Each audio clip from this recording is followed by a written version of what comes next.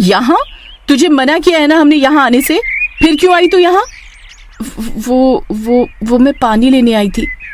पानी लेना है तो रात के समय आया कर तू यहाँ। अपनी मनहूसियत यहाँ दिन में मत लाया कर। चल जा यहाँ से, वरना तुझे इसी कुएं में फेंक दूंगी मैं।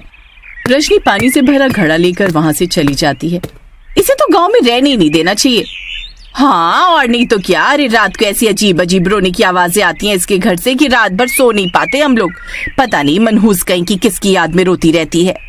इधर रजनी पानी का घड़ा लेकर जा रही थी तो रास्ते में बाकी लोग भी उसे मनहूस कहने लगते हैं। तभी रजनी चुपचाप वहां से अपने छोटे से घर में आकर बैठ जाती है।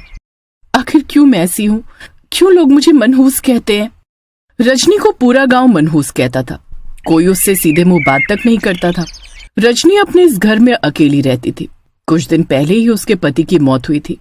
रात का समय, अंधेरा हो गया। रजनी घर का दरवाजा बंद कर देती है। रात के 11 बजे पूरे गांव में घना अंधेरा छाया हुआ था। इधर रजनी घर के कोने में बैठी रो रही थी। कांता, रजनी के घर से रोज रात को इसी समय रोने की आवाज क्यों आती है? कहीं बेचारी किसी तकलीफ में तो नहीं है? हमें उसे जाकर देखना चाहिए। कोई जरूरत नहीं है उस मनहूस के पास जाने की। कांता घर के अंदर चली जाती है। ना जाने बेचारी किस तकलीफ में है, पति भी नहीं रहा उसका। कोई भी गांव का इंसान रजनी के पास नहीं जाता था क्योंकि सब रजनी को मनहूस समझते थे। और ये घटना तब की थी जब रजनी की शादी दीपक से हुई थी और शादी की पहली रात ही दीपक मर चुका था। तब से सब रजनी को मनहूस कहने लगे थे। रजनी कुछ महीने पहले ही इस गांव में अपने पति के साथ रहने आई थी। चलो मैं जाकर पता करके आता हूँ कि आखिर रजनी को क्या तकलीफ है। रजनी, मैं हूँ कैलाश। नहीं, इधर कैलाश। क्या हुआ रजनी, रो क्यों रही हो? दरवाजा खोलिए, मैं कैलाश हूँ। नहीं रजनी, नहीं रजनी, नहीं। वो डायन दरवाजे की ओर जाने लगती है। नहीं, इधर बाहर कैलाश। कमाल है, ये दरवाजा क्यों नहीं खोल रही? यहाँ तो कोई नहीं है। ये धुआं। रजनी, कहाँ हो रजनी? कैलाश घर में देखने लगता है। तभी सामने भयानक पिशाचिनी रजनी खड़ी थी, जिसका भयानक रूप देखकर कैलाश के होश उड़ जाते हैं। उस पिशाचिनी के सर के बाल खुले और लंबे थे और उसके दांत नुकीले बाहर थे और उसके पैर उल्टे थे और आंखें खून की तरह लाल थी। कौन हो तुम? तुम्हारी जान, तुम्हारी महबूबा।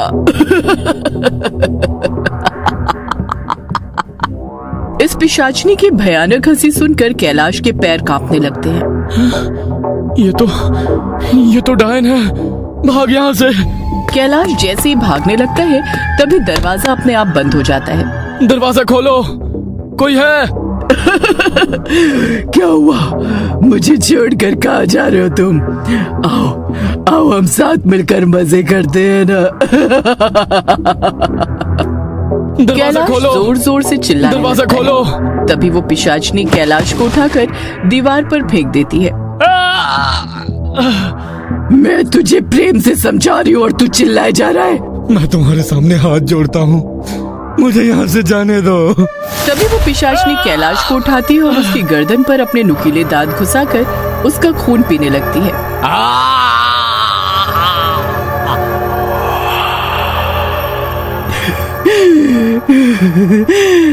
मुझे और खून चाहिए। रजनी एक भयानक पिशाचिनी है जो अब तक इंसानी रूप में इस गांव में रह रही थी। तभी अचानक पिशाचिनी रजनी के रूप में आ जाती है। क्यों आया था ये आदमी मेरे पास? क्यों मैं वापस अपने असली रूप में आई थी? रजनी अपने घर से बाहर भाग जाती है। मुझे नहीं बनना है पिशाचिनी। क्यों लोग मेरे पास आकर मुझे अपने असली रूप में आने पर मजबूर कर रहे हैं? मुझे इंसानों की तरह रहना है, इंसानों की तरह जीवन बिताना है। क्यों आ रहे लोग मेरे पास? क्यों?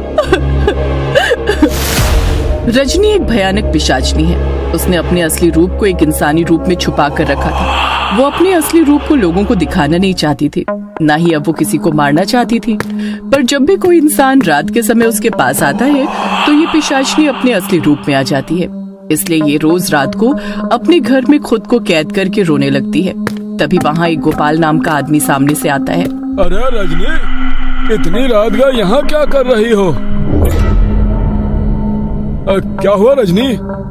तुम्हारी आंखें इतनी लाल कैसे हो गई? भूत! तभी पिशाचनी गोपाल को पकड़ लेती है और उसका भी खून पीने लगती है। तभी पड़ोस वाली कांता अपने घर की खिड़की से ये सब देख लेती है। ये कौन है? तभी गोपाल को मारने के बाद पिशाचिनी वापस रजनी के रूप में आकर अपने घर में चली जाती है। ये रजनी तो डायन है। अगले दिन गांव वालों को रजनी के घर के बाहर कैलाश और गोपाल की लाशें पड़ी दिखाई देती हैं। किसने मारा इन्हें इतनी बेरहमी से? इनकी गर्दन के घाव देखकर तो लग रहा है कि जैसे किसी जानवर ने इन्हें बड़ी बेरहमी से मारा है। गांव वाले समझने लगते हैं कि कैलाश गोपाल को किसी जानवर ने मारा है। इधर कांता ने कल रात की घटना जो अपनी आंखों से देखा था, उसके बाद वो पागल सी हो चुकी थी। बेचारी कांता पति की मौत के गम में पागल हो चुकी है। सब समझ रहे थे कि कांता की ऐसी हालत कैलाश की मौत की वजह से हुई है। कांता अपना दिमागी संतुलन खो बैठी थी। रात का समय, तभी रजनी फिर से पिशाचनी वाले रूप में घर से बाहर आती है और आज भी वो दो गांव वालों को अपना शिकार बनाकर उन्हें जान से मार देती है। 2 दिन बाद सारे गांव वाले गांव के एक स्थान पर खड़े थे। ये हत्या का सिलसिला तो बढ़ता ही जा रहा है मुखिया जी। आखिर कौन मार रहा है गांव वालों को? हमें इस बात का पता लगाना ही होगा, वरना ना जाने और कितने लोग मारे जाएंगे। आज रात हम गांव के कुछ लोग मिलकर घरों की छत पर रहकर नजर रखेंगे और उस हत्यारे का पता लगाएंगे। रजनी वहाँ नहीं थी क्योंकि कोई उसे अपने पास नहीं आने देता था। रात का समय बंसीलाल और गांव के कुछ लोग अलग अलग घरों की छत पर छुपकर गांव में नजर रख रहे थे। 12 बजने को आया है। गांव वालों, सब कड़ी नजर रखो।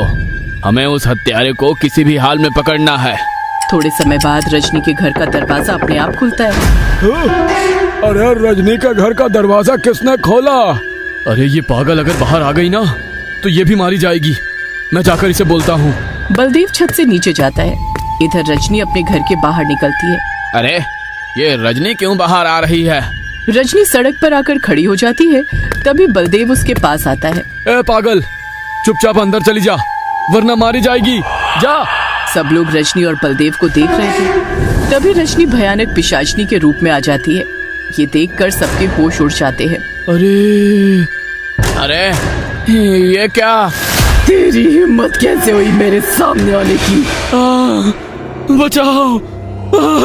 तभी पिशाचनी बलदेव को पकड़ लेती है और सबके सामने उसके शरीर का खून पीकर उसे जान से मार देती है और रजनी के रूप में आकर अपने घर में चली जाती है। ये घटना अपनी आंखों के सामने देखकर बंसीलाल और सबके होश उड़ जाते हैं। अगले दिन सब गांव के एक स्थान पर सदमे में बैठे थे। मुझे तो अपनी आंखों पर विश्वास नहीं हो रहा है कि रजनी एक पिशाचनी है। कितनी बेरहमी से उस डायन ने बलदेव को जान से मार दिया। वो भोली सी दिखने वाली महिला इतनी खतरनाक डायन पिशाचनी है, ये तो हमने सपने में भी नहीं सोचा था। मुखिया जी, हमें उस पिशाचनी का कुछ न कुछ तो करना ही होगा, वरना वो डायन हम सबको मार देगी। दीपक को भी उसी डायन ने मारा होगा। मैं एक तांत्रिक बाबा को जानता हूँ, अब वही हमें इस पिशाचनी से छुटकारा दिला पाएंगे। इधर रजनी अपने घर में बैठी थी, पर मेरा अतीत बार बार मेरे सामने आता जा रहा है। मैं और इस गांव के बेकसूर लोगों को मरने नहीं दूंगी। मुझे इस गांव से जाना ही होगा। मैं इंसानों की तरह नहीं रह पाऊंगी। ये मेरी दुनिया नहीं है। मैं आज रात इस गांव से चली जाऊंगी। हाँ। रजनी पिशाचनी यहाँ इंसानों की तरह जीवन बिताने आई थी, पर रात के समय बार बार इंसानों का उसके सामने आना उसके अतीत को दोहरा रहा था। रात का समय सब गांव वाले रजनी के घर के बाहर खड़े थे और तांत्रिक बाबा अपने तंत्र मंत्र से रजनी के घर के चारों ओर एक घेरा बना रहे थे। यह कोई डायन नहीं बल्कि एक पिशाचनी है, बहुत ही खतरनाक पिशाचनी। गांव वालों, यह पिशाचनी अपने असली रूप में बाहर आए उससे पहले ही इस घर को आग लगा दो। तभी सारे लोग रजनी के घर को आग लगा देते हैं। रजनी का घर जलने लगता है। तभी अंदर बैठी रजनी ये सब देखकर पिशाचनी के रूप में आ जाती है। ये आग कैसे लग गई? पिशाचनी जैसे ही बाहर आती है वो बाबा के तंत्र मंत्र की रेखा से उसका दम घुटने लगता है। बाबा, वो आ गई, उसको मार दीजिए बाबा। पिशाचनी, अब देख कैसे मैं तेरा सर्वनाश करता हूँ। नहीं, नहीं नहीं नहीं। पिशाचनी सबसे रहम की भीख मांगती है क्योंकि अब वो इस गांव से जाने वाली थी, पर उसकी आवाज ही नहीं निकल रही थी। तभी बाबा उस पिशाचनी को अपने तंत्र मंत्र से हमेशा के लिए उसका सर्वनाश कर देते हैं और वहां से चले जाते हैं। कभी कभी ऐसा भी होता है कि इंसान बुरा नहीं होता, पर उसका अतीत उसे अच्छाई भरा जीवन बिताने नहीं देता। यही हाल इस पिशाचनी का भी हुआ। उम्मीद करते हैं आपको कहानी पसंद आई होगी। तो मिलते हैं अगली ऐसी नई कहानी के साथ।